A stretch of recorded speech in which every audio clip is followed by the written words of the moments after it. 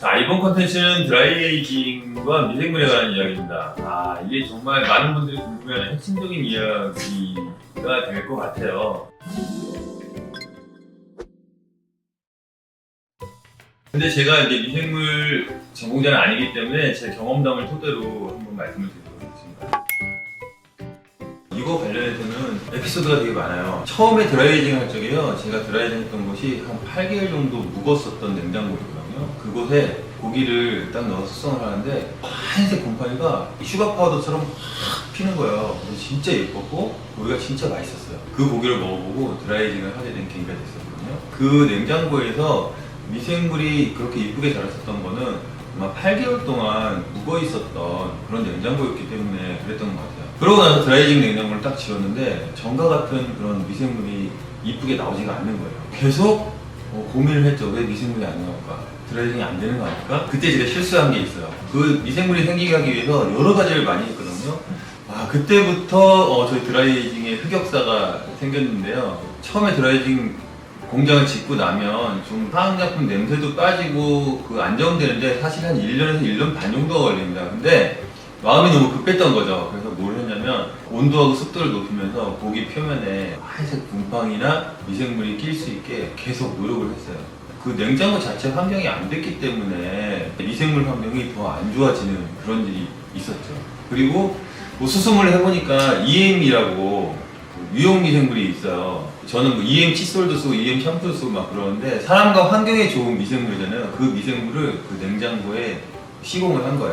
자, 여기서 주의할 점은요. 고기에 직접 뿌리시면 안 됩니다. 직접 뿌리시면 이게 가공품이 되기 때문에 드라이에이징 일반 포장육의 영역이 아니거든요. 이 내용은 다음에 더 자세히 말씀드리도록 하겠습니다. 그래서 냉장고 이제 벽에다가 시공을 했죠. 어떻게 되는지 아세요? 고기가 사진 몇 개 보여드릴게요. 이렇게 됐어요. 결론은요, 유용 미생물이 생기기 전까지 시간이 필요하다 이런 거고요. 사람과 환경에 좋은 미생물이 고기에 똑같이 좋은 게 아니라 어떻게 해야 될까요? 기다리는 게 상책입니다. 유용 미생물이라는 게 냉장고에 넣자마자 바로 보이지가 않아요. 그래서 그때 당시 한 6개월 정도 테스트를 해보고 6개월 후에 전체 냉장고를 소독한 다음에 다시 시작했습니다. 유용 미생물과 관련한 경험을 좀 말씀을 드릴게요. 배지에 미생물을 배양할 적에 곡선이 어떻게 나오냐면 처음에는 준비기가 있어요. 이렇게 가다가 천천히 올라갑니다. 천천히 올라가고 그 다음에 이제 평행선을 걷다가 쭉 내려옵니다. 처음에는요 미생물들이 한꺼번에 커지지 않아요. 자기도 환경에 적응을 하고 준비를 해요. 배지에 혼자만 있는 애인데 만약에 냉장고 환경에 여러 가지 미생물이 있다고 생각해보세요. 그러면 얘가 영양분을 그 환경에 적응하면서 커가기도 하지만 그 주위에 있는 다른 미생물이랑 싸우기도 하죠. 그러면서 어느 정도 이 냉장고하고 고기 표면에 얘가 우점했다 싶으면 거기 안에서 계속 번식을 하면서 유지를 합니다. 유지를 하다가 고기 표면이 자기가 살 수 없는 상황이 된다든지 영양분이 좀 부족하거나 환경이 바뀐다든지 그러면 다시 이제 쇠퇴를 하겠죠. 그런 곡선을 가지는데요. 처음에 정착을 해가지고 영양분을 먹으면서 어느 정도 정착하는 시기가요. 제가 봤을 때는 한 40일 정도 되더라고요. 건조된 표면이 어느 정도 유지되고 온습도가 적응될 정도로 됐을 때가 한 40일 정도고요. 40일 정도부터 조금씩 나오기 시작해요. 근데 드라이에이징 초보였던 저는 어떠냐? 20일 정도에 나와야 된다. 이렇게 생각을 가졌던 거예요. 그래서 20일에 막 온도도 높이고 그랬었는데 다른 곳의 실험 데이터도 보면요. 한 40일 정도부터 안 좋은 미생물들이 죽으면서 좋은 미생물이 나타나기 시작한다고 되어 있습니다. 유용 미생물인지 아닌지는 어떻게 알 수 있을까요? 썩는 그런 성상이 나타나지 않으면 그리고 악취 같은 게 없으면은 부패 미생물은 거의 죽고 좋은 미생물들이 살아남았다는 증거예요. 그렇기 때문에 한 40일 정도 됐을 때 미생물의 흔적들이 조금씩 나타나기 시작을 하고 부패의 향이 없다 그러면 유용 미생물이 잘 정착하기 시작했구나 그렇게 보시면 됩니다. 미생물에 있어서 또 한 번의 그 시기가 있는데요. 그 시기가 언제냐면은 한 60일 지난 다음이죠. 곰팡이로 보면은 하얀색에서 초록색 곰팡이가 생기기 시작하고요. 향이 더 진해지고 표면의 성상들이 여러 가지 다른 못 보던 것들이 생기기 시작해요. 얘를 떼가지고 어떤 미생물의 이름을 알아보기 전까지 모르는 건데 어쨌든 성상은 60일부터 70일 사이에 또 새로운 공명이 펼쳐지더라고요. 이 장기 드라이징 할 적에는 이제 40일이랑 한 70일 정도 이 시점에서 한번 그 미생물에 대한 겉 표면 모습을 관찰하고 환경이 제대로 좀 진행되고 있는지를 보는 것이 좀 중요할 것 같습니다.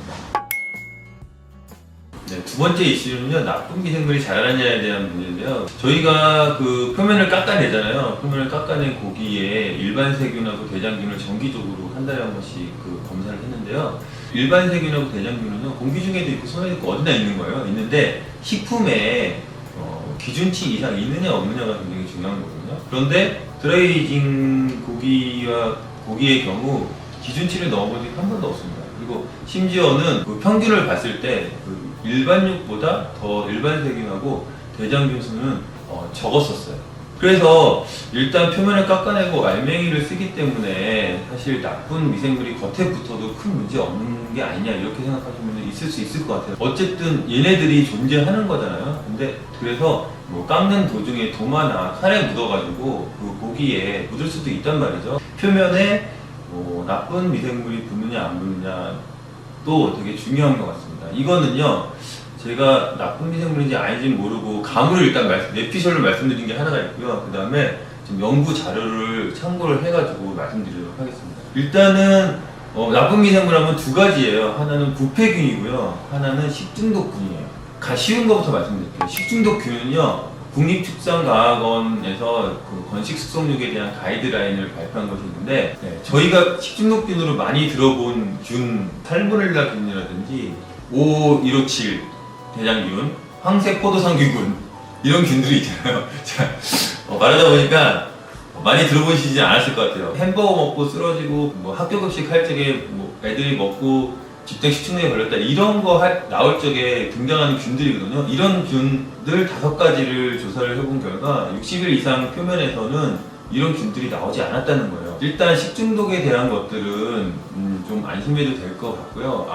이 연구 결과 말고 다른 연구 결과에서도 식중독균은 발견되지 않았고, 저희가 자체적으로 테스트했었던 성상이 되게 안 좋았었던 표면이 있었는데 그 표면도 테스트를 해봤는데 식중독균이 나오지 않았습니다. 그래서 국립축산과학원 연구 보고서에서도 식중독균에 대한 것들은 좀 발견되지 않으니까 안심해도 될 것 같다, 이 정도의 코멘트가 있었고요. 그 다음에는 부패균인데요. 이거는 이제 제 감에 의하면 사실 40일 이상이 되면은 미생물에 의해서 숙성되는 향이 올라오기 시작하거든요, 고기가. 그때부터는 60일 돼도 부패가 안 되잖아요. 부패가 안 되니까 부패에 대한 균들이 어느 정도 기간이 되면은 사라지지 않나 이런 생각이 들었었거든요. 축산과학원 자료를 좀 찾아보니까 부패를 일으키는 균들이 초반에 있었는데 30일차 정도 되면서 유익균들이 나타나면서 이 균들이 사라졌다 그러는데, 이 균들이 사라진 이유는 30일차 정도 되니까 표면이 건조가 되면서 자연스럽게 자기가 서식할 환경이 되지 않고, 그 다음에 또 새로운 균들이 등장하고 사라진 것 같다, 그렇게 좀 나와 있거든요.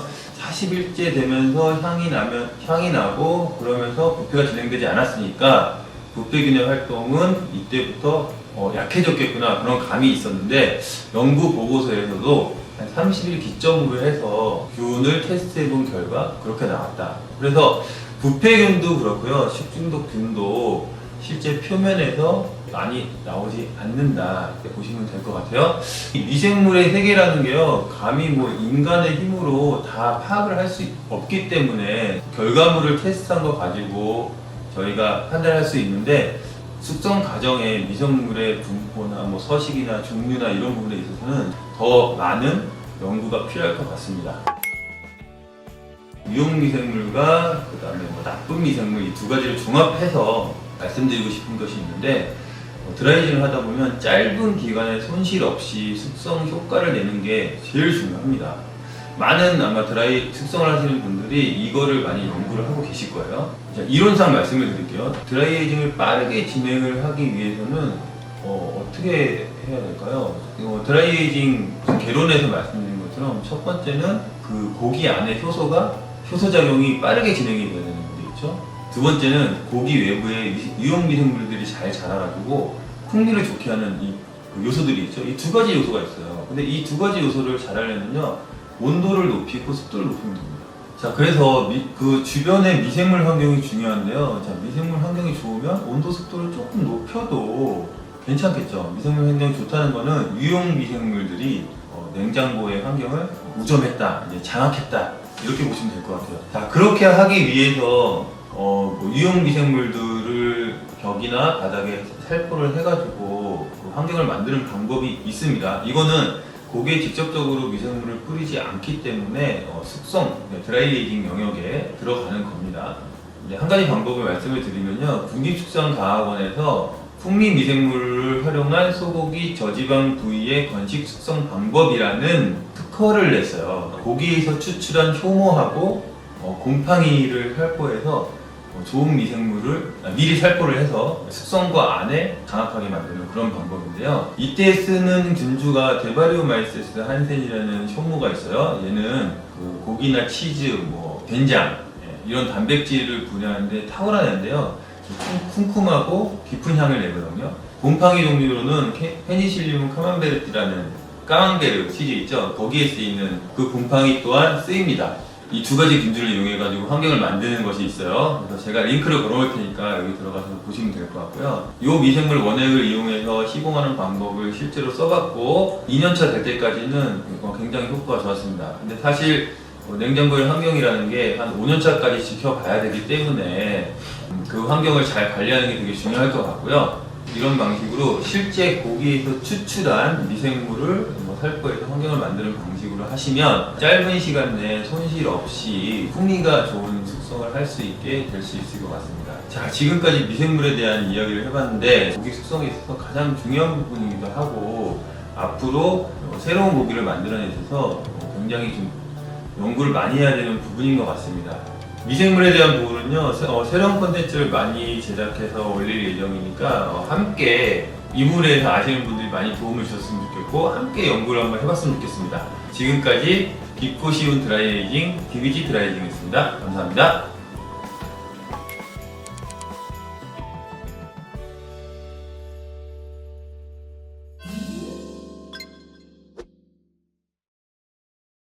어떠셨어요? 컨텐츠 괜찮았죠? 도움 되셨죠? 자, 그럼 그냥 가지 마시고요. 자, 구독과 좋아요 부탁드리겠습니다. 지금까지 숙성파파였습니다. 안녕.